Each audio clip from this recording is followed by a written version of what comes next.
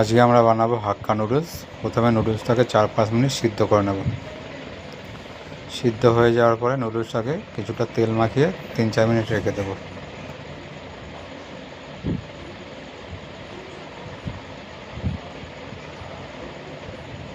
তারপরে প্যানে তেল গরম করে সবজিগুলোকে আস্তে আস্তে এক এক করে ভেজে নেব।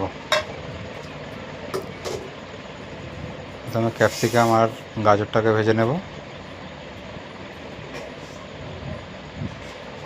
কিছুটা ভাজা হয়ে গেলে তার সঙ্গে বাঁধাকপিটাও ভেজে নেব।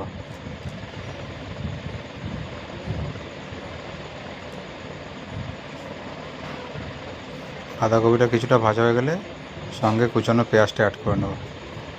আর উপর দিয়ে দিয়ে দেবো সিদ্ধ করা নুডলসটা। তার উপর দিয়ে নুডলসের মশলাটা দিয়ে 2-3 চামচ জল দিয়ে দিতে হবে।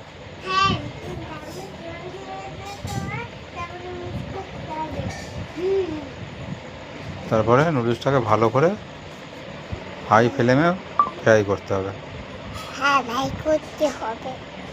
2-3 মিনিট হাই ফ্লেমে ফ্রাই করলে রেডি হয়ে যাবে আমাদের হাক্কা নুডলস।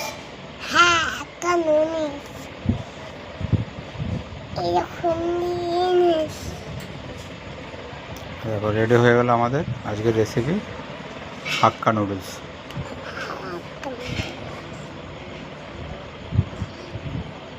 কেমন লাগলো রেসিপিটা বন্ধুরা অবশ্যই কমেন্ট করে জানাবেন।